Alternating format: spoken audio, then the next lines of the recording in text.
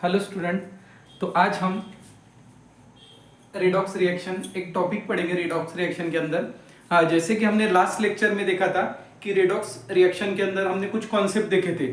उसमें हमने देखा था कि रिडक्शन और ऑक्सीडेशन, मतलब रेडॉक्स रिएक्शन का मतलब क्या होता है, ऐसी रिएक्शन जिसके अंदर रिडक्शन और ऑक्सीडेशन दोनों चीजें साइमल्टेनियसली होती होंगी, ठीक है, उसे हम कहते हैं रेडॉक्स रिएक्शन। उसके बाद हमने ऑक्सीडेशन नंबर देखा था।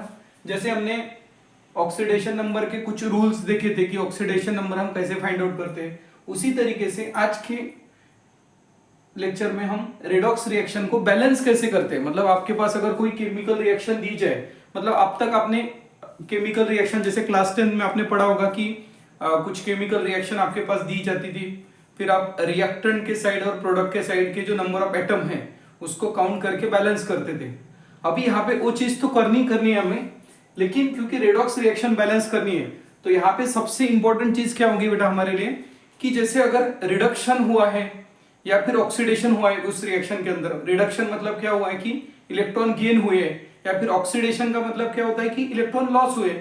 मतलब जितने इलेक्ट्रॉन लॉस हुए हैं और जितने इलेक्ट्रॉन गेन हुए वो दोनों क्या होने चाहिए, रिएक्शन के अंदर इक्वल होने चाहिए। कभी कभी क्या होता है कि मतलब आपको दिया जाएगा कि किसी एटम ने इलेक्ट्रॉन तो ज्यादा लॉस किए लेकिन गेन कम हुआ है, या फिर गेन ज्यादा हुआ है और इलेक्ट्रॉन लॉस कम हुए। तो इसको अगर हमें बैलेंस करना है तो इसी के लिए हमें बैलेंसिंग ऑफ रेडॉक्स रिएक्शन जो है वो पढ़ना पड़ेगा। तो यहाँ पे अगर हम देखें रेडॉक्स रिएक्शन की बैलेंसिंग, तो सबसे पहले आपके पास एक रिएक्शन दी जाएंगी। देखिए यहाँ पे अगर हम HNO3 की बात करें, यहाँ पे नाइट्रोजन है आपके पास, ठीक है, इसके अंदर हमें सल्फर, इसके अंदर हमें नाइट्रोजन और सल्फर।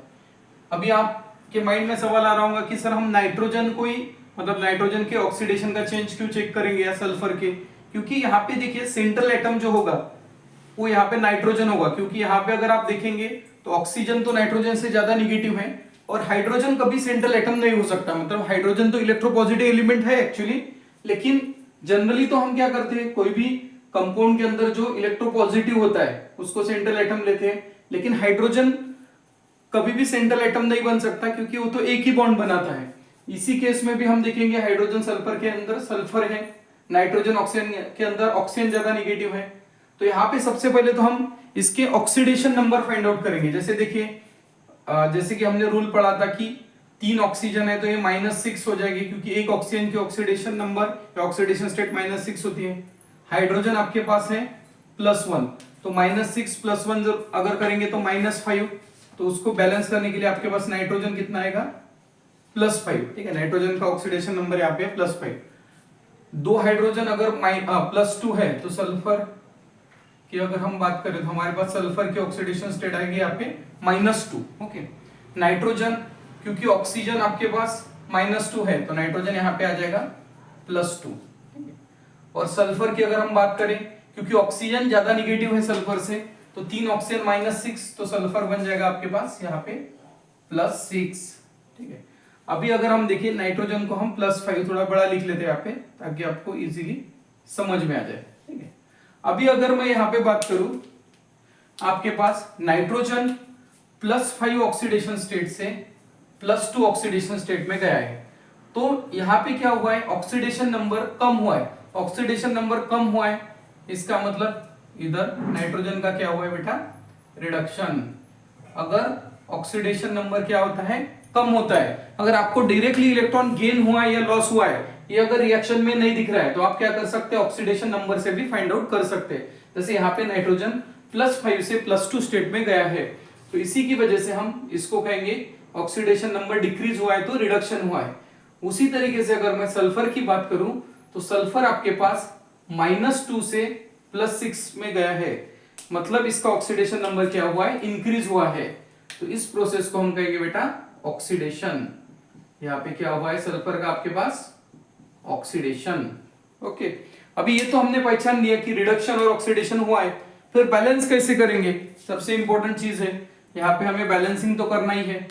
तो बैलेंसिंग करने के लिए हम इलेक्ट्रॉन रिडक्शन में देखेंगे। देखिए +5 से +2 गया है, मतलब कितने इलेक्ट्रॉन का चेंज हुआ है। अगर आप देखेंगे यहाँ पे तो 3 इलेक्ट्रॉन का चेंज दिख रहा है आपको, मतलब 3 इलेक्ट्रॉन इसने गेन किए रिडक्शन के केस में। और ऑक्सीडेशन में आप देखेंगे तो -2 to +6 गया है, मतलब यहाँ पे 8 इलेक्ट्रॉन का चेंज है। तो यहाँ पे अगर आप देखें ऑक्सीडेशन का मतलब loss of electron, 8 electron loss किए सल्फर में, लेकिन 3 इलेक्ट्रॉन यहाँ पे गेन हुए हैं। इसका मतलब आपके पास इलेक्ट्रॉन बैलेंस नहीं है। फिर इलेक्ट्रॉन को बैलेंस कैसे करें? सबसे इंपॉर्टेंट चीज बच्चों के माइंड में आती है कि सर हम ये रिएक्शन को बैलेंस कैसे करें, मतलब यहाँ पे 3 दिख रहा है, यहाँ पे 8 दिख रहा है, फिर यहाँ पे तो हमारे पास एटम है, मतलब हमने तो 10 तक यही पढ़ा था कि एटम को कैसे बैलेंस करते हैं, ठीक है। तो बहुत सारे कंफ्यूजन बच्चों के दिमाग में आते हैं कि मतलब ये सवाल सॉल्व कैसे करें एक्चुअली सर, क्योंकि एटम को अगर हम देखें कि रिएक्टेंट के साइड कितने एटम है, प्रोडक्ट के साइड कितने एटम है, उसको बैलेंस कर देंगे तो फिर क्या इलेक्ट्रॉन बैलेंस हो जाएंगे। तो इसके लिए हम क्या करेंगे, आज मैं एक तो प्रॉपर मेथड भी आपको बता देता हूं, क्योंकि एग्जाम में हो सकता है कभी हार्ड क्वेश्चन भी आ जाए, और एक शॉर्टकट ट्रिक भी देख लेंगे हम। तो दोनों तरीके से इसको सॉल्व करेंगे। जैसे देखिए, अगर आपको जैसे नाइट्रोजन, अभी पूरा लिखने की जरूरत नहीं है, जैसे इधर नाइट्रोजन में चेंज हुआ है, रिएक्टेंट साइड में नाइट्रोजन लिखता हूं और इधर भी रिएक्टेंट साइड नाइट्रोजन लिखता हूं, फिर अब दोनों में फर्क क्या है, तो ये आपका +5 to +2 है। मतलब यहां पे अगर आप देखिए तो रिडक्शन हुआ है, मतलब इसने कितने इलेक्ट्रॉन गेन किए, जैसे अभी हमने डिस्कस किया कि 3 इलेक्ट्रॉन गेन किए हैं।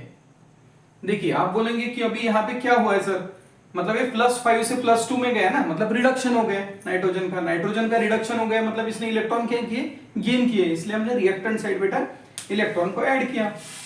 अभी दूसरा अगर हम चेंज देखें, मतलब एक तो रिडक्शन रिएक्शन लिख लेंगे हम और एक ऑक्सीडेशन लिख लेंगे। ये क्या हो गया आपकी रिडक्शन रिएक्शन, और दूसरा रिएक्शन कौन सा लिखेंगे हम यहाँ पे, ऑक्सीडेशन। अभी आप जैसे ऑक्सीडेशन रिएक्शन लिखेंगे तो ऑक्सीडेशन किसका हुआ है, सल्फर का, तो यहाँ पे मैं एक सल्फर लिख लेता हूं, और इधर अगर मैं सल्फर देखूं, ठीक है, तो इधर एक सल्फर है प्रोडक्ट साइड, ठीक है। ये सल्फर जो था आपका ये -2 वाला था और ये +6 में गया है। कितने इलेक्ट्रॉन लॉस किए, देखिए ऑक्सीडेशन मतलब लॉस ऑफ इलेक्ट्रॉन, तो इलेक्ट्रॉन जब भी लॉस होंगे, ये सल्फर अगर इलेक्ट्रॉन लॉस कर रहा है तो इसके इलेक्ट्रॉन किधर साइड जाएंगे, प्रोडक्ट साइड। कितने इलेक्ट्रॉन लॉस किए इसने, 8 इलेक्ट्रॉन, ठीक है। सबसे पहली चीज तो आपको इक्वेशन लिखते आ सकता है। अभी पूरा इक्वेशन में हम लिख सकते थे HNO3 से NO बनाए, H2S से SO3 बनाए, लेकिन ये पूरा लिखने की जरूरत नहीं, क्योंकि हमें तो इलेक्ट्रॉन बैलेंस करना है ना, तो किसका रिडक्शन हुआ है या किसका ऑक्सीडेशन हुआ है उसको अगर हम लिख ले तो अपने आप बैलेंस हो ही जाएगा। अगर मैं नाइट्रोजन का भी कोएफिशिएंट निकाल दूं तो इसके आगे मैं लिख सकता हूं, नॉट एन इश्यू। तो अभी यहाँ पे क्या करना है हमें, देखिए नाइट्रोजन सल्फर आपको सेम दिख रहा है। अब सबसे इंपॉर्टेंट चीज आपके पास क्या है कि यहाँ पे 3 इलेक्ट्रॉन है, यहाँ पे 8 इलेक्ट्रॉन है। अभी इलेक्ट्रॉन का नंबर तो हमें इक्वल करना है। अगर मैं इसको इक्वेशन 1 कह दूं और इसको इक्वेशन 2 कह दूं, इक्वेशन 1 आपके पास और ये आ गया इक्वेशन 2, तो इक्वेशन 1 को क्या करूंगा मैं 8 से मल्टीप्लाई करूंगा और इक्वेशन 2 को 3 से मल्टीप्लाई करूंगा। तो यहाँ पे क्या होगा आपके पास, जब भी मैं इक्वेशन 1 को 8 से मल्टीप्लाई करूं तो यहाँ पे आपके पास इलेक्ट्रॉन जो आ जाएंगे बेटा, वो आ जाएंगे इधर 24 इलेक्ट्रॉन, ठीक है। अभी मैं डायरेक्टली यहाँ पे लिख रहा हूं, और यहाँ पे जैसे हमने 3 से मल्टीप्लाई किए बैलेंस करने के लिए, तो यहाँ पे आ गया आपके पास 24 इलेक्ट्रॉन, ओके। यहाँ पे 24 और 24, अभी इलेक्ट्रॉन सेम हो गए इक्वेशन 1 और 2 के अंदर। तो देखिए ये इलेक्ट्रॉन आपके रिएक्टेंट साइड है और ये इलेक्ट्रॉन प्रोडक्ट साइड है, तो इसको आप कैंसिल कर सकते हैं। फिर अभी जैसे हमने इस इक्वेशन को 8 से मल्टीप्लाई किया था, तो इस नाइट्रोजन को भी 8 से मल्टीप्लाई करेंगे, ओके। और सल्फर वाले इक्वेशन को हमने अगर आप देखेंगे तो यहाँ पे जैसे रिडक्शन में 3 इलेक्ट्रॉन गेन हुए थे और यहाँ पे 8, यहाँ पे इसको 3 से मल्टीप्लाई किया था, मतलब ये 3s और ये भी आपके पास 3s और ये हो जाएगा 8n। तो यहाँ पे अगर आप देखेंगे आपके पास ये जो कोएफिशिएंट आए हैं 8 आया है, यहाँ पे 3 आया है, यहाँ पे 8 और यहाँ पे 3। अभी कुछ नहीं, इसको अगर मैं फाइनल इक्वेशन में लिखूं तो आपके पास क्या होगा, जैसे देखिए नाइट्रोजन के आगे जहां पे भी नाइट्रोजन दिख रहा है वहां पे 8 लिखूंगा मैं। अभी देखिए यहाँ पे भी थोड़ा सा चेंज करके मैं इधर 8 लिख लेता हूं। H2S सल्फर के आगे 3 लिखा है, यहाँ पे 3 है,